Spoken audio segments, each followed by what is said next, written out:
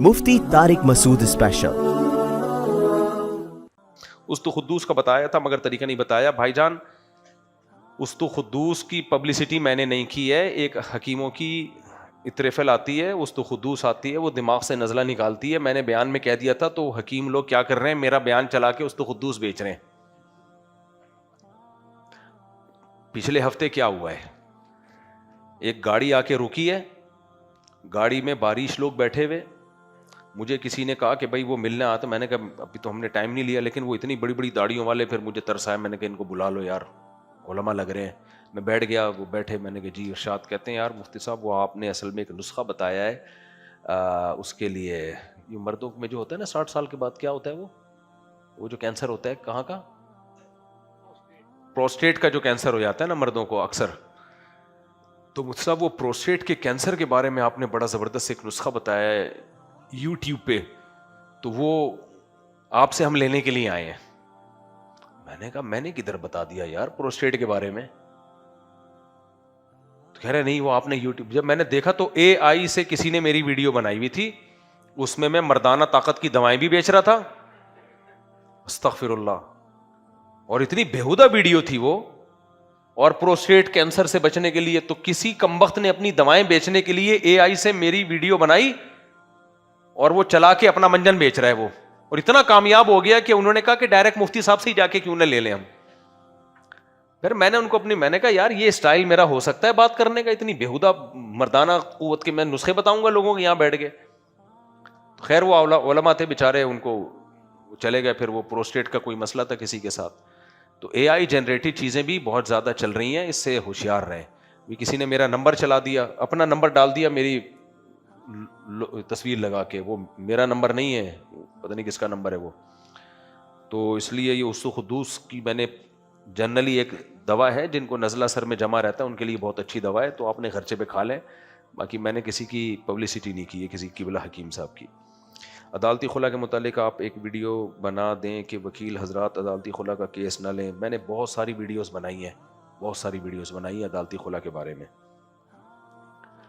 वकीलों से के साथ पॉडकास्ट भी की है इस पे। मुफ्ती साहब जामिया बिनूरिया वाले मजमाउल मदारिस से क्यों निकल गए? जामिया बिनूरिया वाले जामियत रशीद की किसी पॉलिसी के अगेंस्ट नहीं है। 100% जामियत रशीद की पॉलिसियों से वो मुत्तफिक हैं। बाकी वो क्यों निकल गए हैं, उनका ख्याल ये है कि जामियत रशीद, मेरी राय है, उनका ख्याल ये है कि जामियत रशीद ने इतने बड़े बड़े पंगे ले लिए हैं कि वो समझते हैं कि हम उन पंगों में नहीं पड़ना चाहते। तो बाकी 100% उनकी पॉलिसी वही है। और जामियत रशीद जिस तर्ज पे काम कर रहा है 100% वो उसी तर्ज पे काम कर रहे हैं। तो कोई बात नहीं, अगर वो अपना अलग बोर्ड बना लें, जामिया वाले बोर्ड में ना रहें, तो जामिया को उस पर कोई एतराज़ नहीं है, तो अलग बोर्ड बना लें। बाकी नज़रियात एक ही जैसे हैं, तालीम का जो एक निज़ाम है वो एक ही जैसा है, उनकी भी शाखें हैं, वो इतना बड़ा इशू नहीं है। और यही वजह है कि वो जब निकले हैं मजमा से तो उन्होंने कोई जामिया के मनफी बयान नहीं दिया जामिया के बारे में। तो ये इंतज़ामी चीज़ है, तो इंतज़ामी चीज़ों में होता है एक उस्ताद एक मदरसे में पढ़ाता है, निकल के दूसरे मदरसे चला जाता है, फिर वहाँ चला जाता है, उसमें क्या हो गया? तो छोटी सी बात को बढ़ा लोगे तो तमाशा बन जाएगी, हल्की लोगे तो कुछ भी नहीं होगी। मेरा बेटा 44 साल की कुंवारी लड़की से शादी करना चाहता है क्योंकि नबी सल्लल्लाहु अलैहि वसल्लम ने खदीजा से की थी। आपका बेटा 44 साल की कुंवारी लड़की से शादी करना चाहता है, कर दें, बहुत अच्छी बात है, लेकिन थोड़ा देख लें कि जज्बाती फैसला तो नहीं कर रहा। उस खातून से भी मिलें, 44 साल की खातून से। बाज़ दफ़ा कोई बड़ी उम्र की खातून डेढ़ होशियारी करके लौंडे लपाड़े को फंसा भी रही होती है, समझ रहे हैं? तो पहले मिल लें। अगर वो शरीफ शुरफा खातून है, कोई चालाकी नहीं है, कोई 2 नंबरी नहीं है, बिल्कुल 1 नंबर केस है, तो सुभान अल्लाह, जहाँ बेटा चाहता है वहाँ शादी करो। हम तो यही कह रहे हैं लोगों से, जहाँ चाह रहा है वहाँ शादी करो ना, क्या ख्याल है? तो बहुत अच्छी बात है, लेकिन पहले देख लो। अब्बा को चाहिए समझ लें, कोई मसला ना हो कहीं।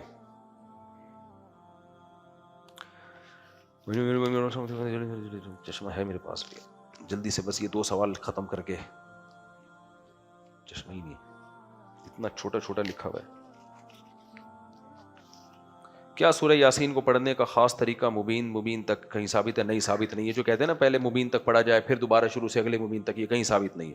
کیا اچھی داڑھی لانے کی نیت سے داڑھی کٹانا گناہ ہے؟ جائز نہیں ہے داڑھی کٹانا. اور ڈاکٹروں کی رپورٹ آپ کے سامنے پیش کر رہا ہوں، جو یہ کہتے ہیں نا کہ بلیڈ چلانے سے بال گھنے نکلتے ہیں یا داڑھی شیو کرنے سے، یہ ایسا ہی ہے، اس کے حقیقت سے کوئی تعلق نہیں ہے. ہوتا یہ ہے کہ جب آپ ٹرین کرا لیتے ہیں، بلیڈ چلا لیتے ہیں تو اکٹھے نکلتے ہیں، تو اس سے آپ کو ایسا لگتا ہے کہ مضبوط ہیں. میں نے اس پہ بہت ڈاکٹروں سے معلومات لی ہیں جو بالوں کے اسپیشلسٹ ہیں، وہ کہتے ہیں اس کا کوئی اس سے تعلق نہیں ہے. اگر آپ بالوں پہ بلیڈ نہ بھی چلاؤ ایک جیسی مضبوطی ہوگی. سمجھتے ہو کہ نہیں سمجھتے؟ لوگ کہتے ہیں ٹرین کراؤ 3-4 دفعہ بال مضبوط آئیں گے.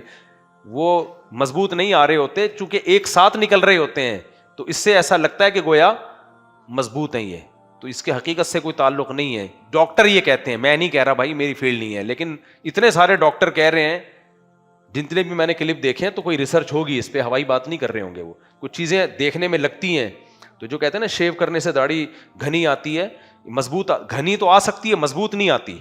گھنی اس سینس میں کہ سارے بال ایک ساتھ نکلتے ہیں تو، لیکن کوئی مضبوطی یا زیادہ بال نکل آئے ایسا کچھ بھی نہیں ہوتا. ویسے بھی جائز نہیں ہے داڑھی کاٹنا، تو بس جائز نہیں کا مطلب جائز نہیں ہے. آپ کہتے ہیں کہ زوجہ کو گھمانے پھرانے کے لیے لے جانا چاہیے، قرآن میں ہے کہ گھر میں قرار پکڑو، بلا ضرورت نہ نکلو. تو بلا ضرورت نہیں، یہ گھمانا پھرانا ضرورت میں داخل ہے. زوجہ کو کبھی کبھار گھمانے پھرانے لے کے جانا یہ ضرورت میں ہی داخل ہے، یہ بلا ضرورت نکلنا نہیں کہلائے گا. کیونکہ گھر میں رہ کے آج کل گھر بھی چھوٹے ہوتے ہیں. وہ گاؤں جہاز، میں پہلے گاؤں میں جاتا تھا لوگوں کے، تو فٹ بال کے گراؤنڈ میں اور گھر میں کوئی فرق نہیں ہوتا. اب تو فلیٹ ہو گئے ہیں، چھوٹے چھوٹے گھر ہو گئے ہیں. اور پھر ماحول بھی تو دیکھو نا کیا جا رہا ہے. پردے والی ایک تو عورت نے اس زمانے میں پردہ کیا ہوا ہے، کتنی بڑی بات ہے، کتنی بڑی قربانی ہے. تو پھر اس کے جائز حاجات انسان کو خود پوری کرنی چاہیے. تو وہ جو کبھی کبھار گھمانا پھرانا ہے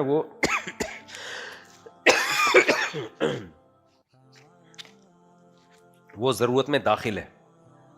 شیطان نے کتنی ہچکیاں لے کر آیا اس کے دوران دیکھو. لیکن شیطان نہیں چاہتا کہ آپ اپنی بیگم کے ساتھ کہیں جائیں. شیطان چاہتا ہے آپ جب بھی جائیں اکیلے جائیں، تاکہ آنکھ مٹک کے بھی خوب کریں وہاں جا کے پھر آپ.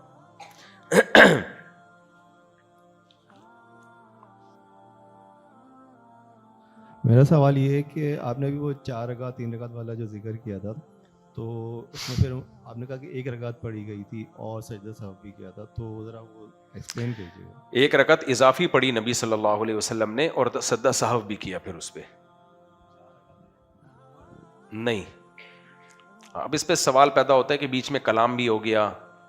تو مسئلہ تو یہ ہے کہ اگر کلام نہ کیا ہو نا اور مسجد آپ کا رخ سینے سے نہ پھراؤ، تو پھر آپ کو یاد آ جائے تو صرف 1 رکعت پڑھ کے آپ سجدہ سہو کر سکتے ہیں. نہیں، بس 1 رکعت پڑھیں اور سجدہ سہو کریں. لیکن اگر بیچ میں آپ نے بات چیت کر لی ہے، آپ کا سینہ قبلے سے پھر گیا ہے، تو پھر پوری نماز دوبارہ پڑھنی پڑے گی. کیونکہ عین ممکن ہے یہ حدیث اس دور کی ہو جب بات چیت پر پابندی نہیں لگی تھی، یہ اس وقت کی ہو، اس کا امکان ہے حدیث میں. جی. اب اگر کسی کے ساتھ ایسا ہوتا ہے کہ وہ 3 رکعت کے بعد سلام پھیر دے، اور سلام پھیرنے کے بعد ابھی سینہ قبلے سے نہیں پھرا اور کسی سے کلام نہیں کیا، بس تسبیحات میں لگا ہوا ہے، جیسے ہی یاد آئے فوراً اللہ اکبر کہہ کے کھڑا ہو جائے، 4تھی رکعت پڑھے اور اتحیات پڑھ کے دائیں طرف سلام پھیرے، 2 سجدے کرے، پھر دوبارہ اتحیات پڑھے، درود شریف دعا پڑھ کے دونوں طرف سلام پھیر لے. تو اس طرح سے نماز ادا ہو جائے گی.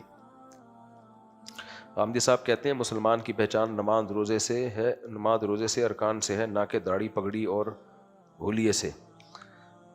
داڑھی تو نبی صلی اللہ علیہ وسلم کا حکم ہے، اعفوا اللحیٰ وقصوا الشوارب. صحیح بخاری صحیح مسلم کی حدیث ہے کہ خالف الیہود والنصارى اعفوا اللحیٰ وقصوا الشوارب، داڑیاں بڑھاؤ مونچھیں گھٹاؤ.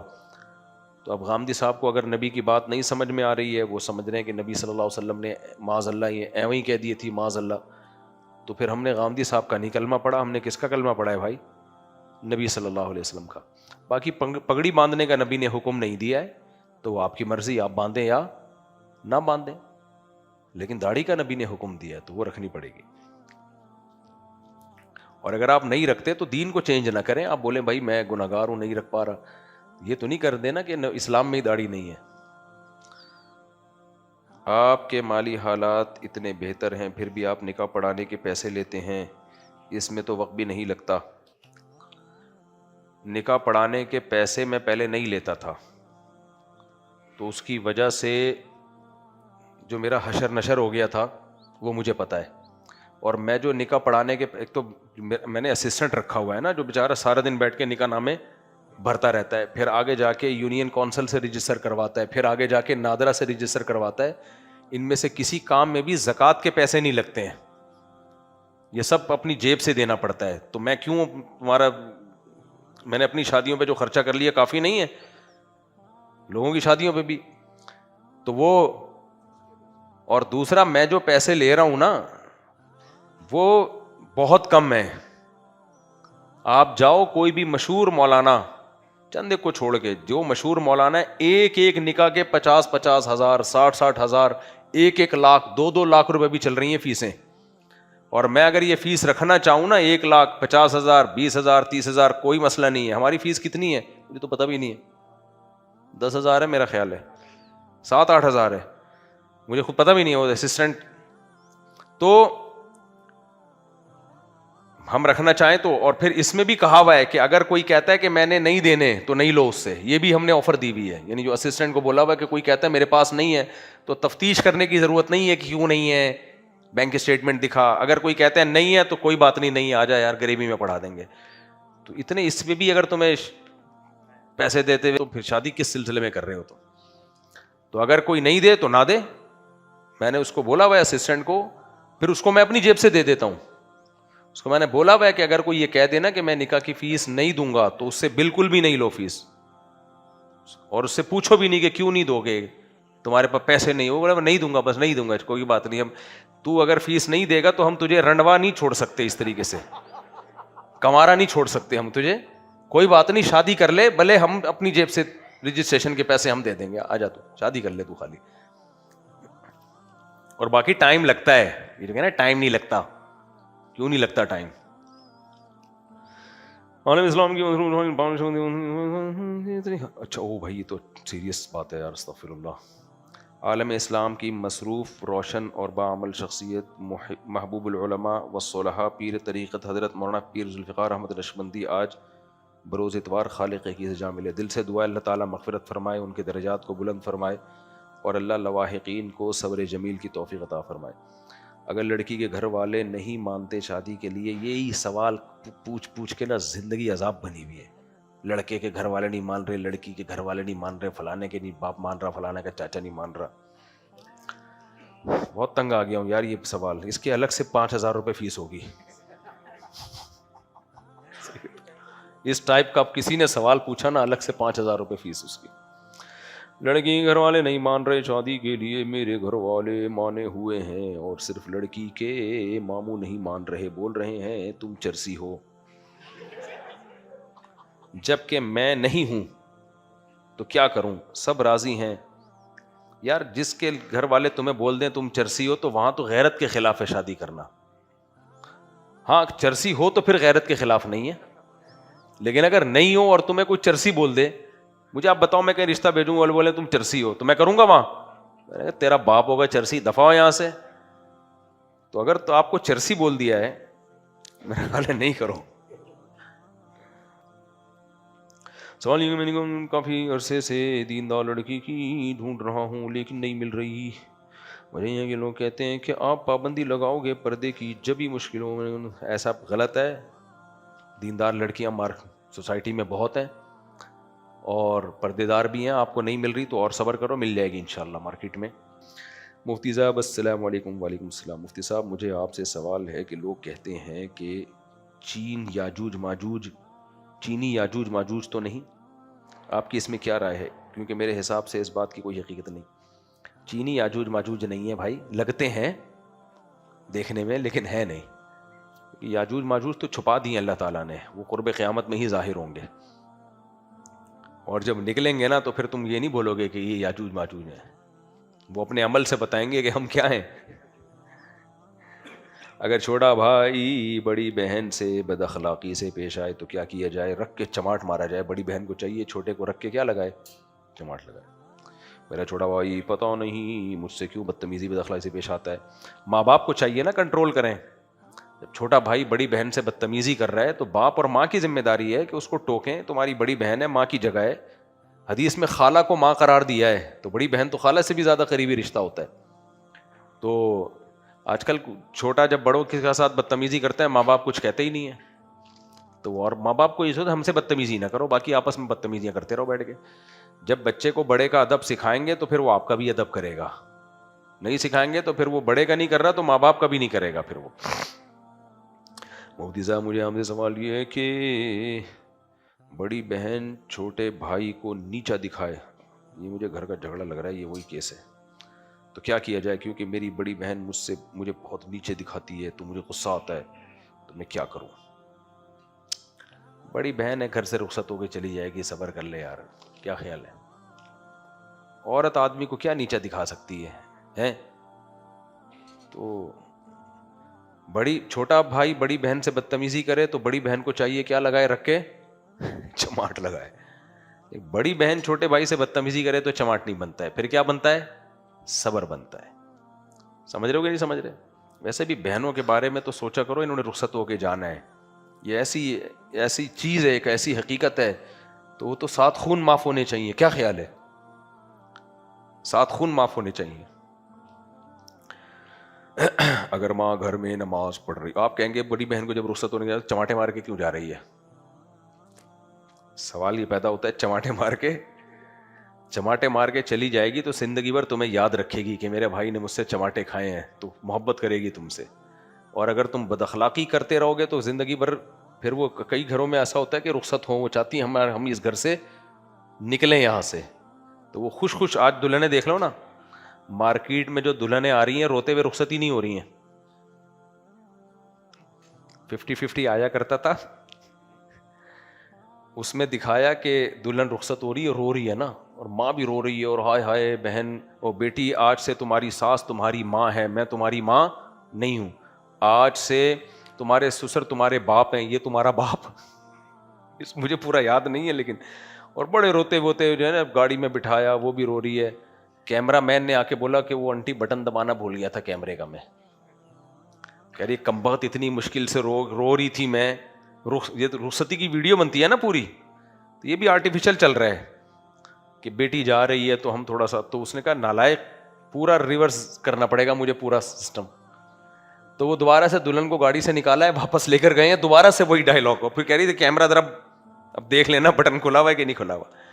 تو پہلے دلہن بھی رخصت ہوتی تھی، آج کل تو دلہن پہلے پہنچی بھی ہوتی ہے، فون کر کے بتا رہی ہوتی ہے کہ ہو گئی یہ شادی. تو بہن کے ساتھ معاملات اچھے رکھیں تاکہ وہ رخصت ہو تو اس کو افسوس ہو اور آپ کو بھی یاد آئے. تو جو مرد ہے نا اس کو اللہ نے بڑا ظرف دیا ہے، روب جمانا اپنی بیوی پہ جا کے. سمجھ رہے ہو کس پہ جمانا؟ وہاں نہیں جمے گا، تو بہنوں پہ نہیں روب نکالا کرو یار. ہمارے والد صاحب میں پہلے نوکری کرتے تھے، وہ ختم ہو گئی. کرونا کے بعد جب نوکری چھوٹی تو اس کے بعد لوگوں سے قرضے لے کر چھوٹے چھوٹے کاروبار کیے، لیکن مسلسل کاروبار ناکامی کا شکار ہونے کے ساتھ لوگوں نے قرضے بڑھ گئے. جب ہم والد صاحب کو منع کرتے ہیں قرضے مت لیں تو ہماری نہیں مانتے، مگر جھگڑے ہوتے. ہم بیٹے کیا کریں؟ جب قرض دار مسلسل بڑھنے، والد صاحب ان کو یہ کہہ کے ٹال دیتے ہیں ہم آپ کا قرضہ دے دیں گے، اور دیتے ہیں. بس آپ نے والد صاحب کو سمجھا لیا، آپ کا فرض ادا ہو گیا. البتہ شریعت میں حکم یہ ہے کہ والد صاحب اگر قرضوں میں جکڑ کے اللہ نہ کرے دنیا سے چلے گئے تو شرعاً وہ قرضے چکانا آپ کے ذمے نہیں ہے، ان کے وراثت کے مال میں سے قرضہ ادا کیا جائے گا. سمجھ رہے ہو؟ شرعی مسئلہ یہ ہے کہ قرضہ جو ادا کیا جاتا ہے تو جس کا مال ہوگا اس کے مال میں سے قرضہ ادا کیا جائے گا. یعنی والد صاحب جب وراثت جو چھوڑ کے جائیں گے تو اس وراثت میں سے سب سے پہلے والد صاحب کے قرضے مائنس کیے جائیں گے. پھر بھی اگر قرضے بچ گئے تو پھر اولاد پر لازم نہیں ہے کہ وہ اپنی جیب سے والد کے قرضے ادا کرے. سمجھ میں آ رہی ہے بات؟